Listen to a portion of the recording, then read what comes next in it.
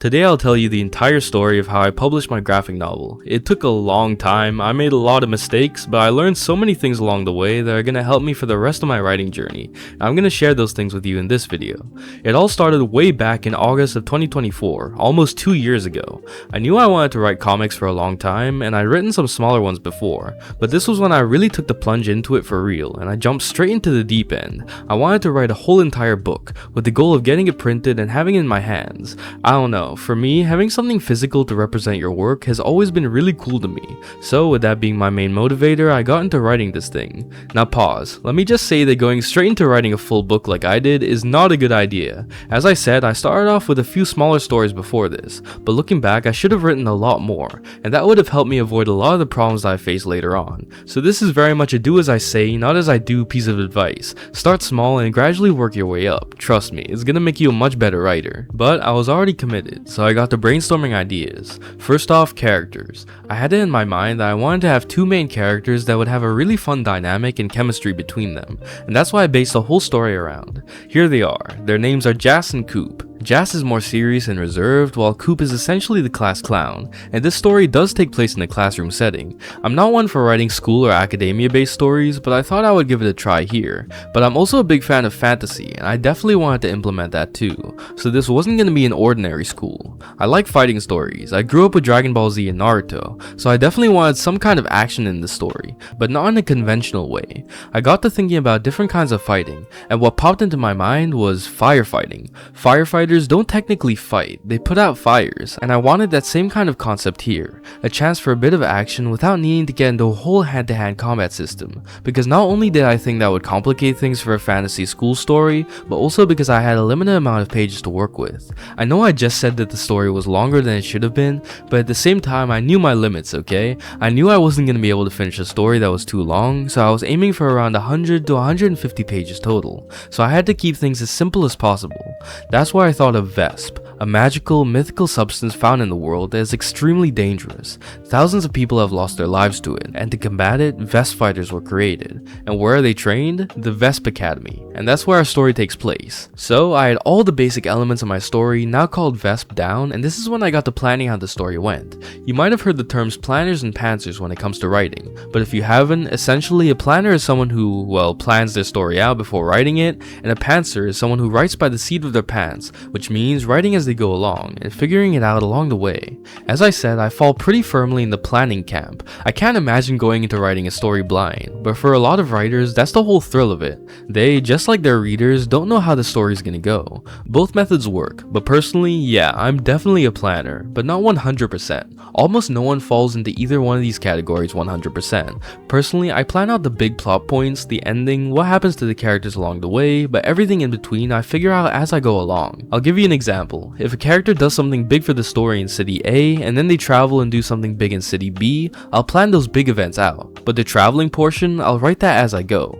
Hope that makes sense. So yeah, I brainstormed all the big events, plot twists, the ending, and more over the next few days, and I got a rough outline done. I obviously can't reveal those things because they would spoil the story, which by the way, you can read now for absolutely free in the description. Yes, I made this video to promote the story, but it's absolutely free to read, alright? You don't lose anything by reading it. But anyway, back to it. After I made that outline, it was time to sit down and write the thing. Now, writing comics is a pretty unique skill. You have to go panel by panel and picture how you want those panels to look and do your best to describe them. You have to consider the flow of the story, making it make sense just with the visuals and dialogue, and most importantly, making it absolutely crystal clear what you want the artist to draw in every panel. And if you are the artist, make sure you know what the hell you were talking about when you wrote every panel. This is harder than you might first assume. As I said, it's a skill, and even seasoned novel writers have found it hard to write comics, because it's not your job to make the words sound nice. It's your job to describe exactly what's happening, the expressions the characters are making, how their bodies are moving, what's going on in the background. You even have to describe things you wouldn't even mention if you were writing a novel. You know how everyone says not to spend a paragraph describing how a building looks in the novel because it's boring to read? Well, you kinda have to do that when you're writing a comic, or else the artist won't know what you want them to draw. They can't read your mind. So it took me quite a bit of time to develop a style of writing that was both descriptive and easy to understand. understand, but in the end, I got used to writing that way, and it started to feel natural. I kept up a pretty decent pace, I stayed consistent and wrote every single day, which I think is absolutely crucial, and I definitely recommend it. I actually finished my first draft way before I expected, even with all the different things I had to learn along the way, which is really a testament to the power of consistency. You can get a lot done if you work at it for even just an hour every day, but with the first draft done, now it was time for the bane of so many writers' existences: editing. This is the part where you go back and reread your script over and over and over again, correcting any mistakes you find.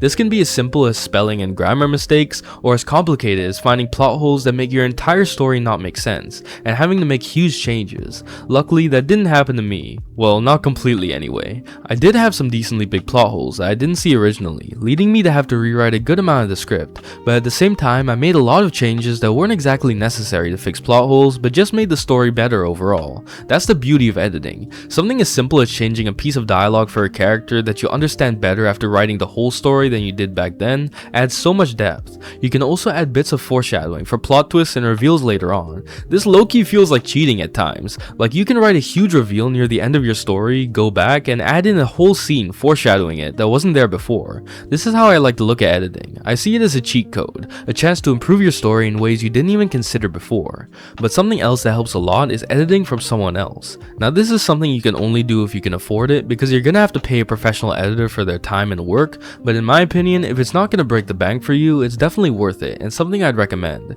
So I found myself an editor, sent him my story, and he got back to me with his thoughts. He had a lot of compliments for it, which was really nice to hear, but of course, what I was mainly after were the criticisms. Now, as with any piece of creative work, the person who made it is gonna have some parts they're unsure of, that they think are weak, and that's how I was thinking about certain parts of my story. But the thing is, the more you overthink those weak points, the more you'll work to improve them, and you might even turn them into positives for your story. But since you spend so much time dwelling on them, you'll still overthink them. This is what happened to me, but in the end, the editor didn't even bring those points up, and instead brought up entirely different things that I didn't even consider.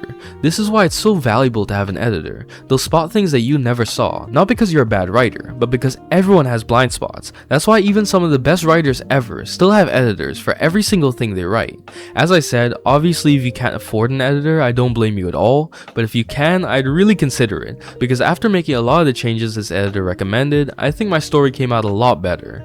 So after all of this, my script was finally complete, over 18,000 words and over 100 comic pages. But now that the writing was done, I had to address the other half of a graphic novel, the art. I have no clue how to draw, and I wasn't about to put in years to learn, so my only option was to find an artist to draw my story. There are a bunch of places to find talented artists, but my favorite is definitely the comic book collab subreddit. It's full of amazing artists looking for work, and I like to browse it from time to time to see some of the great art, and of course find artists to work with. Well, by some crazy coincidence, right around when I finalized the script, I saw a post with some absolutely beautiful art, so I messaged the artist and told her about my story. She read through it and liked it, and said she was new to drawing comics, so she wanted to get some experience, and thought my story was a good way to do it. She gave me her rate, which I won't share for her privacy's sake, and I agreed to it.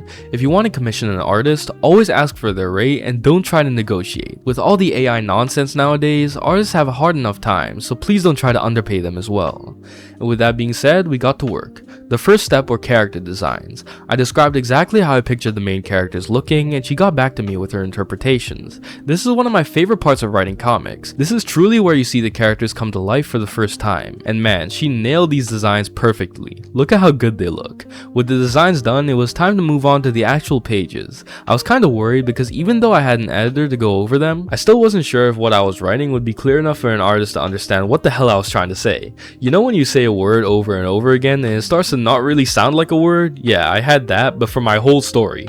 Like, I knew what I meant by everything, but I wasn't sure if it was gonna be intelligible enough to actually draw. But luckily, for the most part it was. I'm not gonna lie, of course there were times where things weren't as clear as they needed to be and the artist asked for clarification, or I had to ask for revisions, but overall the script did its job, to be able to translate my ideas into the artist's head, who would in turn put those ideas on the page. And I'm flashing up some of the first pages on the screen now to show you how they turned out. One of my favorite parts about this whole thing was watching the artist evolve as she kept drawing the story. just like how I evolved as I was writing it. I can't show any of the later pages because those would be spoilers, but her art improved tremendously throughout the time we spent working on this, and you might wonder how long that was. Well, it was over a year. Yeah, comics take a long time to make, and this whole process has definitely given me more appreciation for that.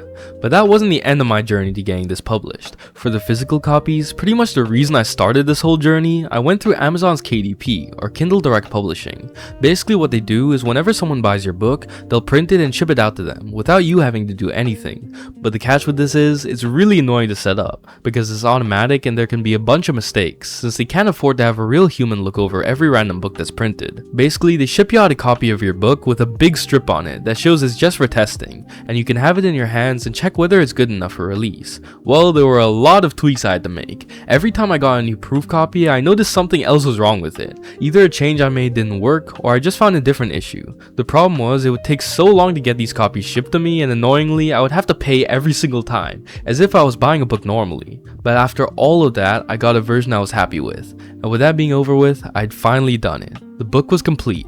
I was officially a self-published author, which felt so good. It was a long road, but I would definitely say it was all worth it. There were even more technical problems and things I didn't even bring up in this video, mostly because they would just be boring and I wanted to keep things concise. But overall, I've gained so much respect for people who make comics, graphic novels, manga, or whatever other names we have for this style of visual storytelling, especially people that self-publish and handle everything themselves, because damn, this was a very humbling experience. But I'm so happy I did it, and as I said before, you can read Vesp completely for free with the links in the description. Thank you so much for watching, and subscribe to follow along for my writing journey.